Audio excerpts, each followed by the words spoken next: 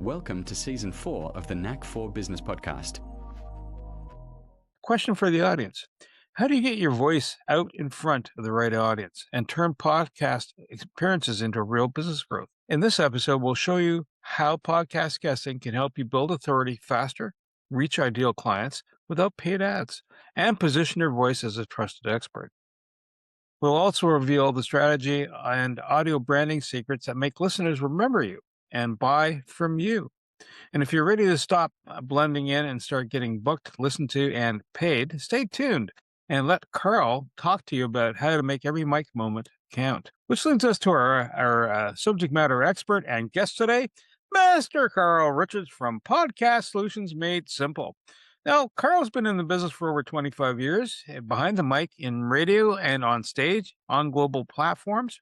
A 3 times best-selling author, TEDx speaker, and host of the Speaking of Speaking podcast, he also knows how to captivate, teach, and motivate audiences to action. As a founder and CEO of Podcast Solutions Made Simple, Carl helps entrepreneurs launch high-impact podcasts that amplify their message, build authority, and fuel business growth. He's got a proven ability to turn ideas into profitable content and has made him a trusted voice in the industry. He's also a returning guest on the Knack for Business podcast.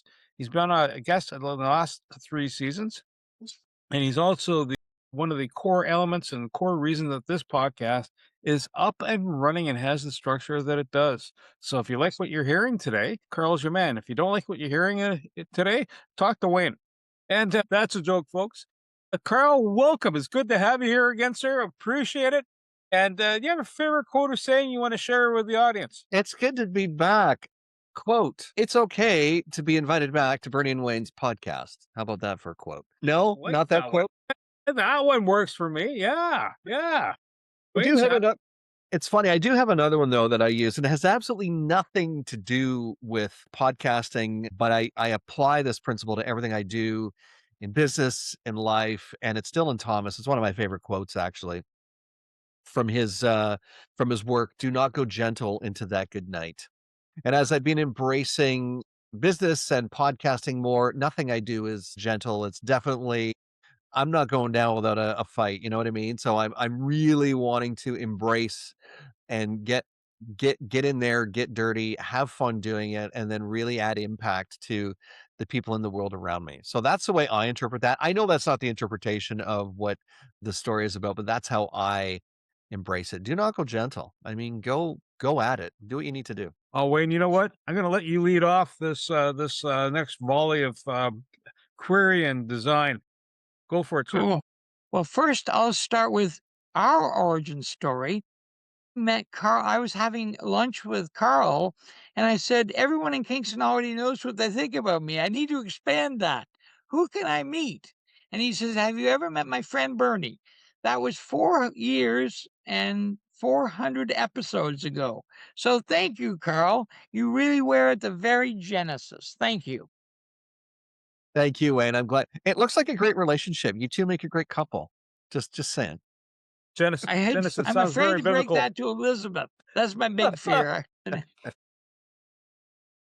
Actually, you have anyone who's heard you before, you are an ex-radio star. I don't know about star.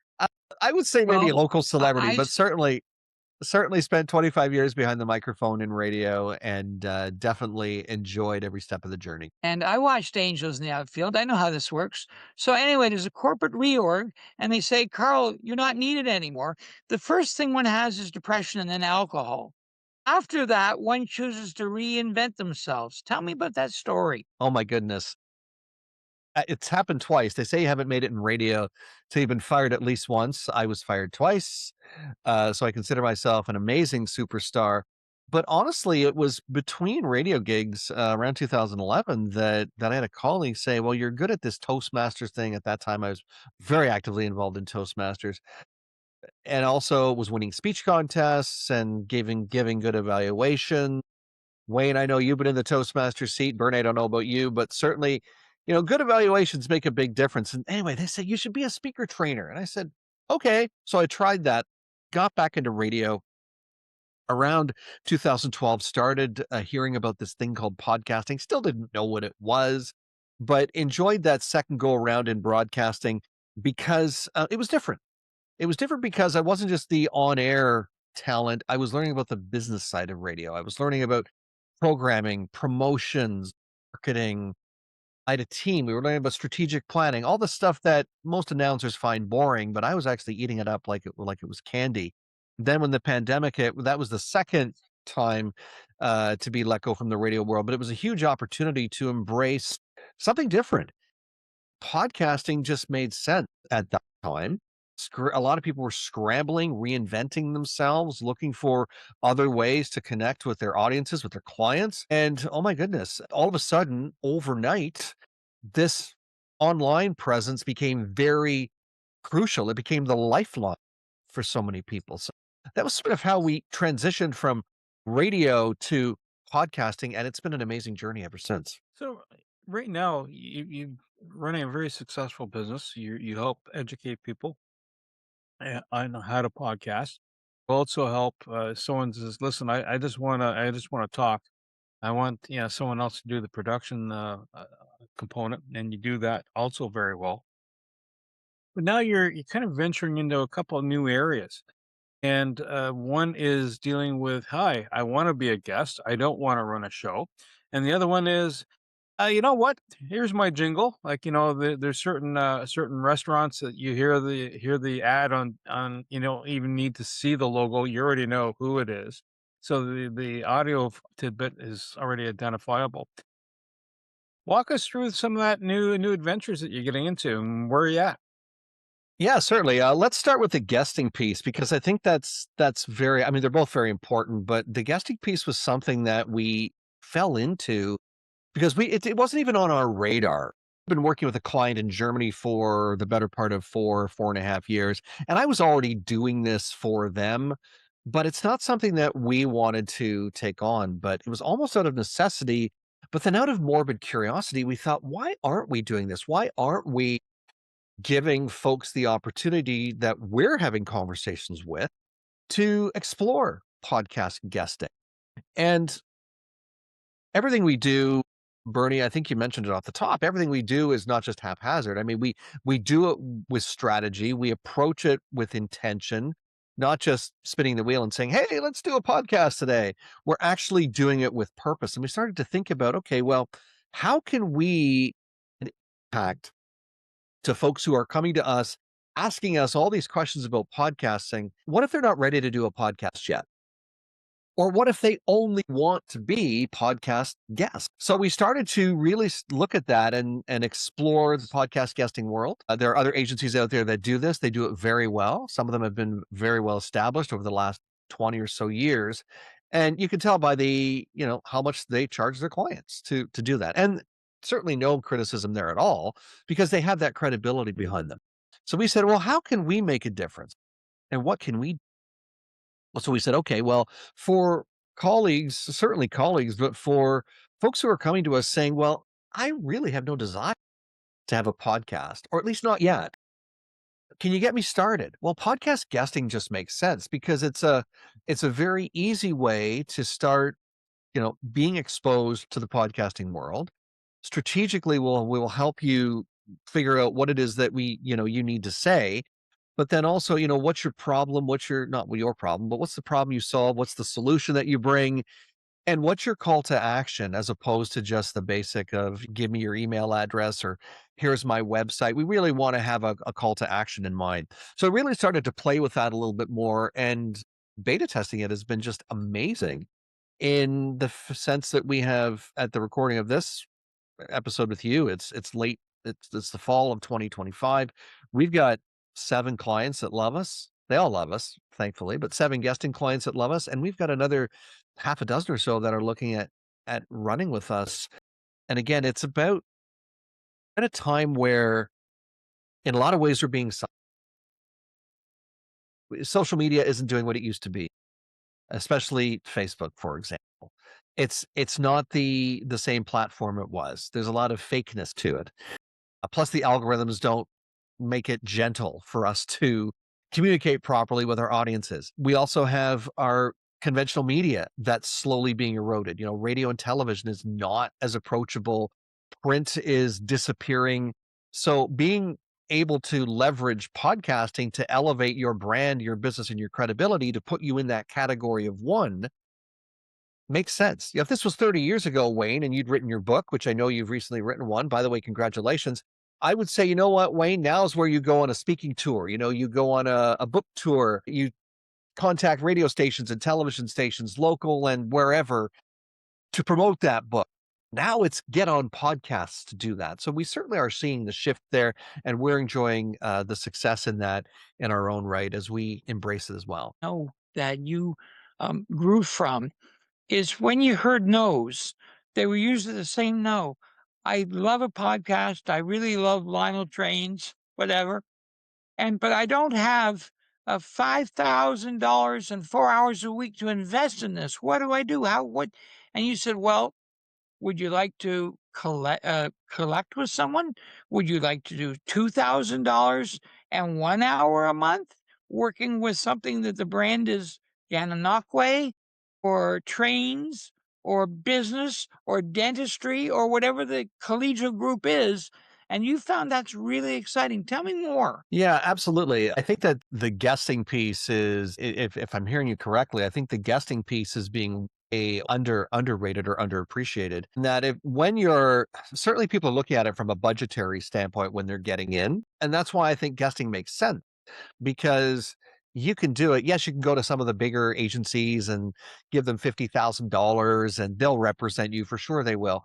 Or you can, again, check out a company like ours where we're going to do it strategically. We're going to, whatever it is, the topic is that you're covering, we'll be able to help you get on podcasts, whether they're localized, whether they're larger in the sense of like global. And it's going to have an impact on your business, because it doesn't matter if it's local, it's going to go out to multiple places. It's going to be heard around the world.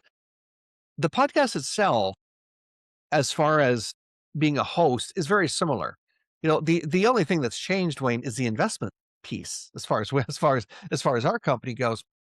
But it's all about elevating and putting your best face or your best voice forward. And if I can give you the opportunity to do that, why wouldn't I?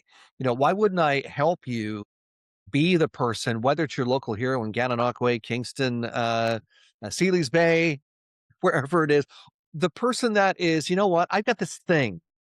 I've got this Knack for Business widget. See what I did there? And I want it to be applied around the world. I want to get on podcasts that are going to help me do that. What if we could spend a year to 18 months doing that?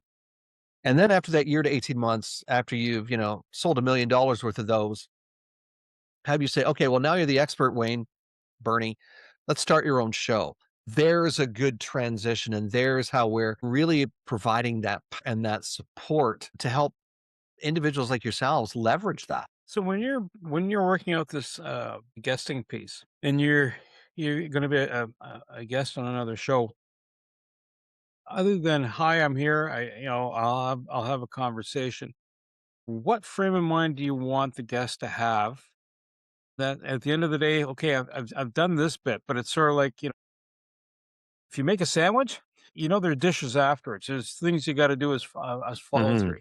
What are the follow throughs? What are the preps? You get the food to make the sandwich, right? Yeah. Eat the sandwich, and then clean up after yourself, right? So, but the before and after, what are the things that a guest should be mindful of? That's a very good question. Firstly, I'll actually take it right back to the very beginning, especially if you are, because what we're doing is we're the agency that's doing the bookings. We're the agency that's doing the reach outs, the exploring of finding out, is the Knack for Business podcast the right show for, Susie Sally Dome. I'm just making up names here, apparently. And if it is, how do we reach out to Bernie and Wayne and make it sound like it's Sally reaching out? So how do we personalize the reach outs, even though we're an agency? So that's number one. Once we've done that, we want to make sure that Sally's had the opportunity to listen to even 5 minutes of a show, so she knows what she's getting into. Especially with Wayne, you need to listen probably for more than 5 minutes. Joking, my friend, 5 minutes is good. But then also, what's the expectation? Is there some clerical things or administrative things? Is there a waiver that needs to be signed? Not a waiver, but is there a guesting release that needs to be signed? Does Bernie and Wayne need the headshot ahead of time and the bio and all of those things? We can help manage. Showing up for the recording on time, putting your best version of yourself forward, not being a jerk, really being of service, not just to Bernie and Wayne, but being of service to the audience. When you're a guest on shows, it's not about you. It's about ultimately the audience. Yes, you're going to share your IP, your insights, all of that stuff, but it's about being of service to the audience. And then once the interview is done, firstly, thanking the hosts in this case and saying, hey, Bernie, hey, Wayne, thanks for putting up with me for the last 30 minutes or whatever. I really appreciate that. What are next steps? What are the next steps that I need to know? And really being a good guest is one who, once the episode is ready, they're ready to firstly promote anything that the host is sharing. So most hosts are sharing on LinkedIn, Facebook, other socials too. So being able to like, comment, and share, but then also do your own. And again, I've been on this show a couple of times to know that Bernie and Wayne will send out the information. We'll send, hey, here's an audiogram, or here's a video, or here's the links, making sure that all of those things can go out because it's an extension of the marketing for you as well as for the show. So when you're a guest, think about it as you're being in other people's network, but it's also good for the host to know that you care enough about your appearance to be able to do that. So those are some of the things for sure. Like make sure that you are of service to not only the audience, but then make sure you are there for the host and support them when that episode's going live. In your 5 years, what has been the most spectacular miss where the guest just clearly didn't have a clue and broke all the rules, and you could tell he had alienated the host? You must have a story. Most of my guests are pretty good. I have had a situation though where I had a guest and it wasn't that they alienated the host. I think they just really liked to hog the mic. One of the things I learned in radio, especially when you're on location, is you never hand the mic over to the business owner. So if you say, hey, it's Carl Richards and we're down at Bernie's Creative Insights Emporium. Bernie, you got a lot of things on sale. Do not hand Bernie the mic. Actually, it's Bernie's probably okay, but not hand Wayne the mic because they'll go on and on it. So you hang on to that mic. You keep control of the mic as much as you can. It's the same with the podcast. So you keep control of the conversation. Well, I had a guest who I asked them a question and I've learned how to reframe this question. And it's so, tell me about and I can't remember the exact words, but so tell me about your origin story. How did you get into this thing? And I think they thought that was the invitation to take the leash and run with it. And 15 or 20 minutes later, when they were just wrapping up their thought, and they even said, I know I can talk for a lot. There was no way to get in there and get the microphone back until they stopped talking. It was very awkward. Goodness for editing. But I remember getting to the end when that individual got to the end and I said, well, thank you. And that's the end of the episode. And they chuckled and said, oh, I know I went on for quite a while. And I said, it's okay. And then we kept the conversation going. But that's the only time in the last 5 years that I can recall that there was that awkwardness where I felt like the guest was, I'll say, taking advantage of the opportunity, hogging the mic or hogging the stage. And it's partly my own fault for not reining them in or giving them a little bit more or giving them a better question to lead in. But that's the only example I can think of. I've had some interesting interviews where I go in not knowing how it's going to feel. And I know you guys have probably had this too. But then afterwards I go, you know what? It really was a magical conversation. Maybe I just wasn't feeling it front. Once you get into the conversation and everyone is relaxed, it's amazing how things just open up. And especially if you're open to, having some fun along the way. It's not just about here's some hard-hitting questions. It's about having some conversation. It's about having a couple of laughs. It's about, poking Wayne or poking Bernie or whatever, because that's what people really want to listen to. Yeah, they want to hear about your story. Yeah, they want to hear that, but they're quite content to hear the kibitzing or the heckling, gentle, of course, back and forth. Yeah. There you go. it's interesting as you describe. Some people do run with the mic, and you just sit back going, "That's unfortunate," because I have a series of questions because they'll say something, and I have to clarify for the audience because I have to assume not everybody understands acronyms and so forth. And Wayne's actually really good at helping spot those words. You'll see someone will say an acronym and going, "Well, what exactly is that?" And either we Mhm. don't know or we do know, but no, the audience Yeah. won't know. The other piece out of that, would you say if you're going to be a guest, how do you prepare yourself? Make sure you've done your bio break. Make sure you've had enough sleep. Make sure you're not under the influence. Ideally, yes. I swear to goodness, there's been a couple of them sitting there going, based on the feedback loop coming in here, I'm going to have to edit this because so I think there's a lost soul that I'm talking to, and I mean they're not staggering through the conversation, but it's like something's not right here. Uh, always keep in mind that this is in posperity's sake, and you don't want to Yeah. have posterior showing up in the wrong place. So to True. speak. Yeah. Yeah. Yeah. There was a good example of that. I'll just share one of the podcasts that we launched in 2021, one of our earlier shows, and it was called Ginspired. So it's a show that's all about gin. Well, there's some legalities as to what you can say and can't say about alcohol in the world of meat. So at the beginning of every episode, the host, it wasn't me, but I was on the show once or twice, and she would say, "Okay, what cocktail are you drinking today?" We weren't actually drinking cocktails, but we would say, or she would say, and her guest would say what they were consuming.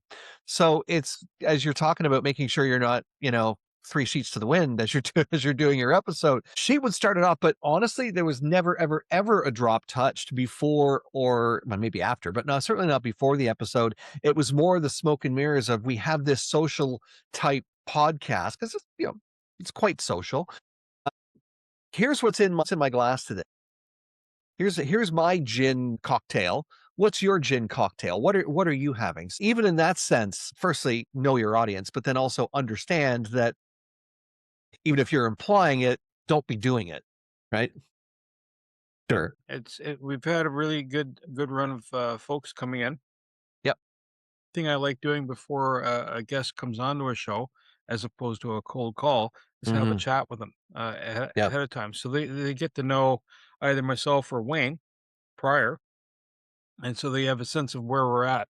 So I have that kind of a cross connect because it really helps. That way, if we're about to talk about stuff and going, that's not so cool, or it's not the right show, because if to mention a name like, what are the chances of getting on the Joe Rogan show, Carl? Are you asking me? Well, rhetorically, yes. In my head, I already kind of know the answer. Well, What should a guest also understand in that space about being able to get on a show, yeah. and if you can't make a show that you're booked for? Yeah. So I'll say this. Number one, if you're approaching guesting for the first time, you should always, you should have a wish list. If there are AWS podcasts you want to be on, or Wall Street Journal podcasts, or Joe Rogan, or whatever they are, then by all means, make that your wish list. I mean, we're talking some high profile shows. If you want to be on one of Oprah Winfrey's shows, sure, great. Write it down. Write a list of those shows. Say your top 10. Would love to be on these if I ever had the chance. Joe Rogan, it's probably not going to happen. But certainly, I think you want to look at who is your audience? Who is it that you want to have coming into your ecosystem? Who is your, so again, who is your audience? So you want to be on the shows, you want to be prepping for the shows that are going to have the most impact, not only for you, but where you can have the biggest impact for the audience. So for example, I know that I work well with business coaches and business consultants because now those are where my clients are probably having conversation, right? A number of my clients are likely working with coaches who are saying, you know what, you're at a particular point in your business where the next logical step is to write a book or start a podcast. So obviously shows related to business, Knack for Business obviously is a great one. Knack for Business was business related shows, business consulting shows, marketing strategy shows. Those would be great ones for me that I could focus and target on. I don't look at audience size. And the reason why I don't look at audience size is there's a guy by the name of Carl Hughes. I'll give this quick example. He went on a podcasting tour, 2020, 2021. I'm there. And his goal was to get on as many shows as he possibly could. Now, some of them were smaller shows, tiny audiences, 15, 20 listeners. Others were large audiences, like the size of your audience now. And by the way, congratulations on all that success that you're that you've enjoyed, that you're enjoying along the way. His goal was to get this tech thing in front of as many audiences as he could. And after a year, it might have been more like 18 months, but after that point, he had taken his business idea that was in its very early stages to $1 million company by intentionally getting on shows that were going to position him to get in front of the right audiences every single time. So think about the shows that are going to have the most impact for you, where you can have the most impact for your audience. That's part of the preparatory work. The biggest thing I'm going to say is, making sure that your messaging is key, making sure your call to action is key. Your call to action shouldn't just be a throwaway. It should be like a checklist, or it should be at least the minimum should be a strategy call. And if not that, then maybe something like an assessment or an audit, something that is really going to be tangible to help your listeners, or the listeners who are listening to you, tap into your wisdom and ideally book a call with you. That's my take on that. So, but it starts with really getting on the shows where you're going to have that opportunity to do that. In my notes, I see two words I know both of, but I've never heard them in the same sentence. What is a concierge podcast? Very good question. One of the things that we've been toying with, I say toying, it's not a toy. It's actually something we're seriously doing.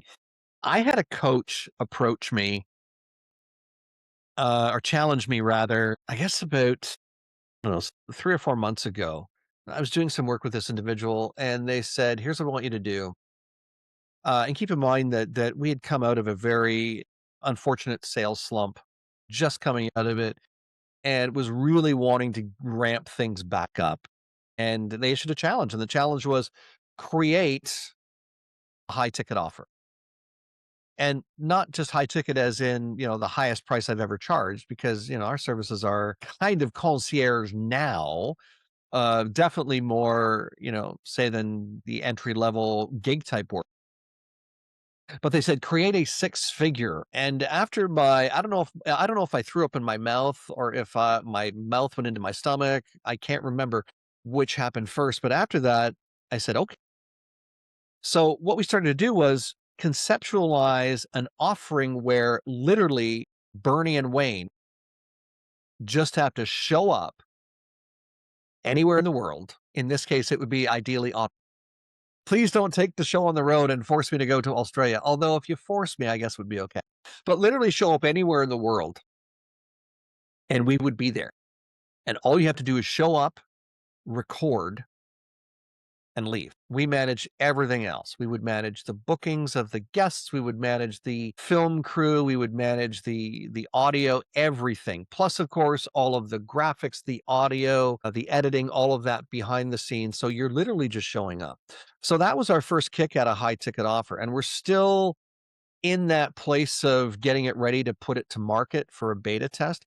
But man, oh man, it's been an interesting experience getting the feedback on that, really starting to understand what is it that an executive, because really this is if it's if it's a 6-figure offer, it's not for somebody who's just starting a business. It's for someone who is running a $2 to $20 million company or more, that understands that they need to be the face of their business or the face of their company, and this is going to help them do that.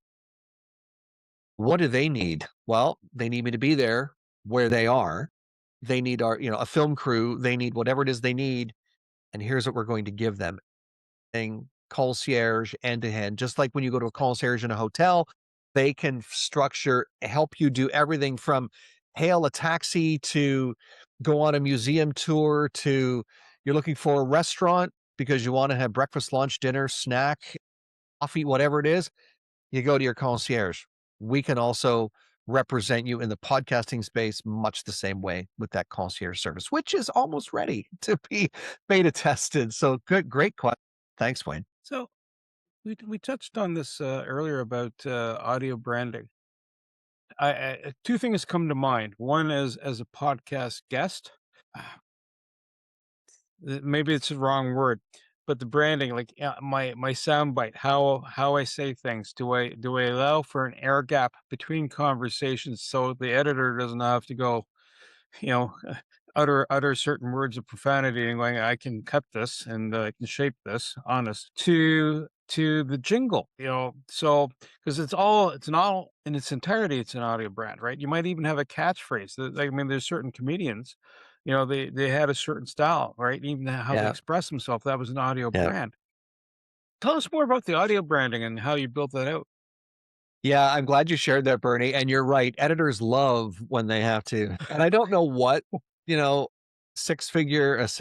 what words they use in the studio. I know what words I've used in the past. I could never say them on air in radio, though. Well, actually, no, I could say them once and only once at that particular radio station. Then I'd never say them again.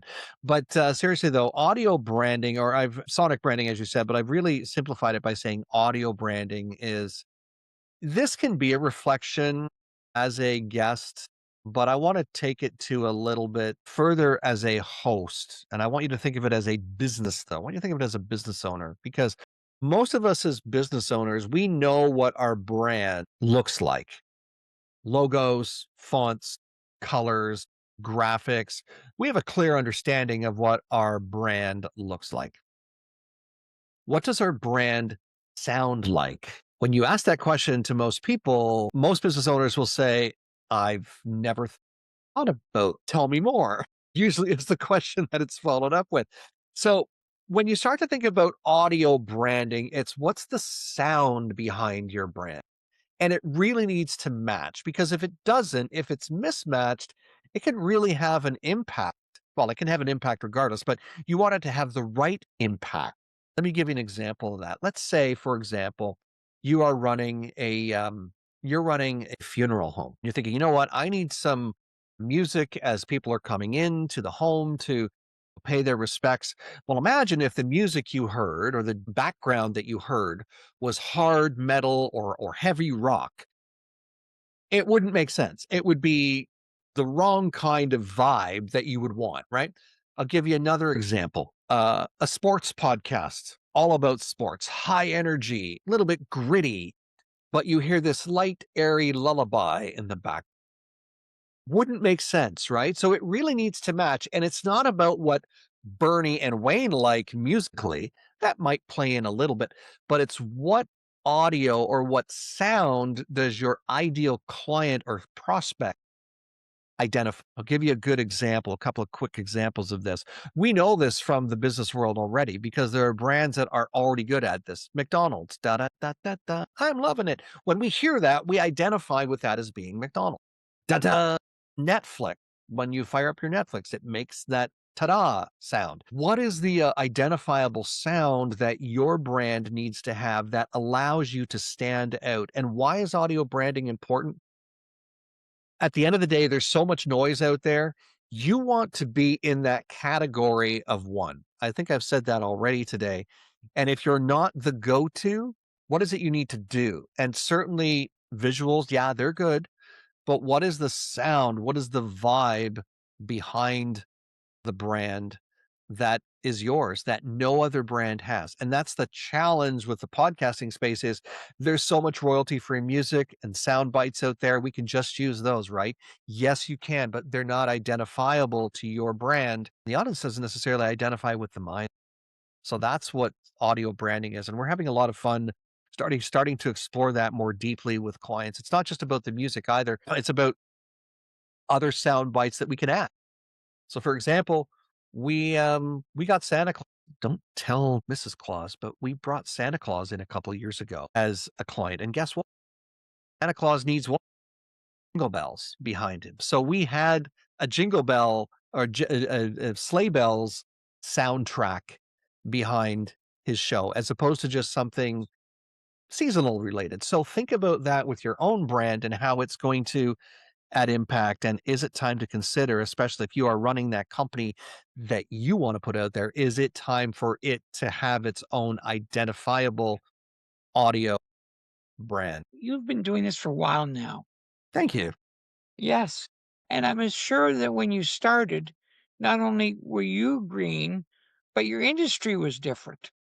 What would you say is something to make sure you're not dated or stale 2 years from now that you're seeing to be cautious about? That's a really good question. I mean, podcasts were in diapers back in the early 2000s, and I don't think we would have known, we would have been able to forecast where things would go even 10 years into the future with the, you know, who would have thought in 2002 we would be carrying a computer in our pocket? Basically, that's what your smartphone is, right? Who would have thought that that's what we'd be carrying around? Literally a computer where we can do anything. You know what? That's what we do now. Who would have thought that we would be in a place where something like music would become so portable other than what we consider it to be, radios made it portable, smaller CD Walkmans and things like that made it portable. But I mean, really portable, where you're not carrying the physical music with you. You're carrying literally a device with 10,000 songs on it. That doesn't matter where you go, you can listen to it. Podcast episodes right here. You want to listen to Bernie and Wayne? They're right here.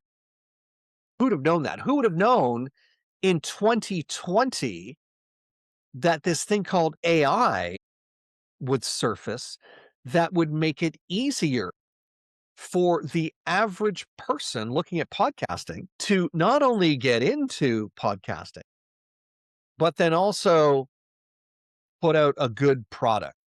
There are so many AI tools out there now that make it easier for podcasters to edit. Descript is one.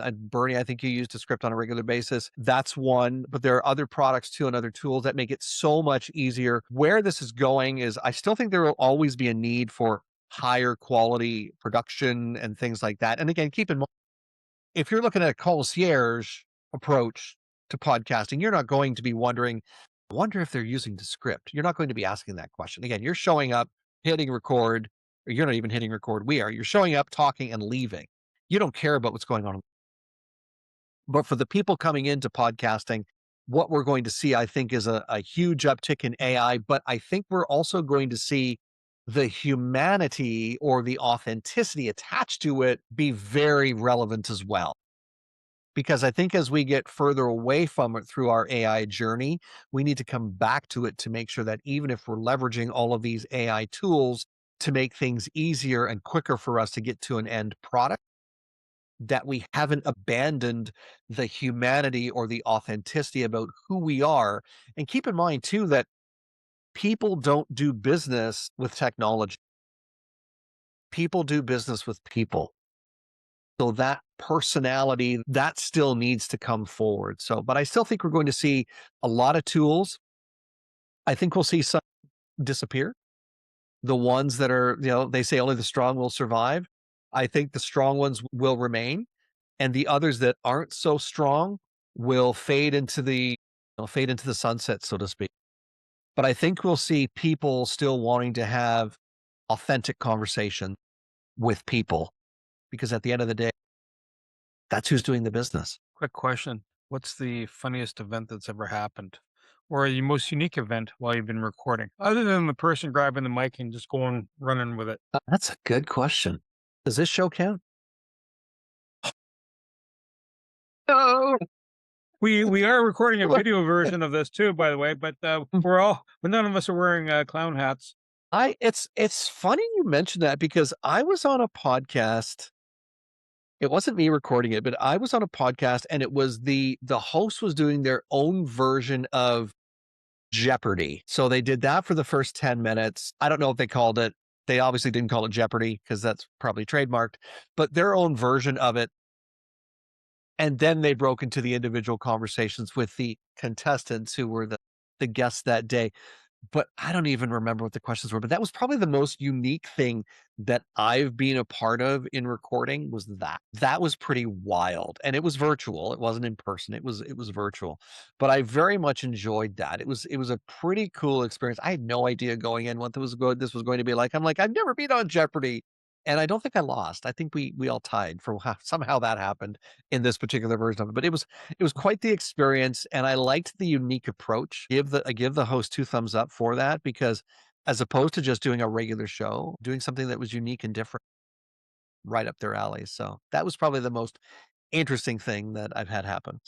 Tell me, how big a panel do you think is 3, is 2, when is a panel too big for a podcast, in your opinion? That's a good question. And again, to me, this goes to experience with the host. If you are, and again, this is not to toot my own horn, but having spent 25 years in radio broadcasting, I'm pretty comfortable managing a 4-person, even a 5-person panel of experts on a show. If you're new, managing you and a co-host and maybe another person might be a little bit of a stretch. Because at the end of the day, if you're the quarterback of the podcast, if you are the main host, you need to be able to not regale, but rein people back in so that you keep the conversation moving forward. But also think about how interesting is it to your audience, to your listeners? How confusing could it possibly be to your listeners if you're trying to do too much? So if you're trying to do a panel of 10, or you're saying or you're trying to do all of the remaining cast members from Star Trek: The Next Generation and Star Trek: The Original Series on a panel. There's still a few of them still alive. That would be interesting to manage from a podcasting perspective without an experienced host to keep it moving forward and to keep the panel light and exciting. So I would say, don't do what you're not ready for. If you're with a co-host, and I know you guys obviously are, Bernie, I know you co-host on another show as well. Do what you're good at. And then when you're ready to go to the next level, that's when you can add another element. And if it's another person, so for example, a round robin discussion with 2 or 3 other people to this show, you guys are probably ready to do that and have some fun with it. And I would encourage you to do that. But if you're brand new to the game, I would consider doing some episodes yourself, then expanding to either guests or co-hosting. Enjoy the journey from there. Well, if you're in the audience and this resonates, and you either have been thinking, I really should try to get on a couple of podcasts, or you know what, I'm ready to bite the apple and be a podcaster, and you want to talk, how do we get a hold of you, Carl? That's a great question. I encourage you to schedule your podcast strategy session with me. That's where we're going to review what it is that you're looking to do with podcasting. Is it guesting? Are you ready to be a host?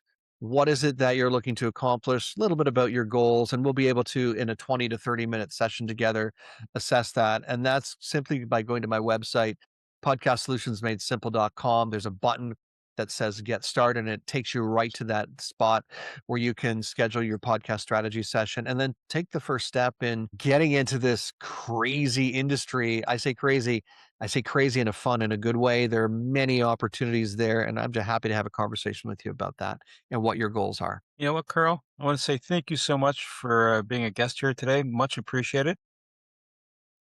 Wayne Pratt, thank you. But especially you, the Knack for Business listeners.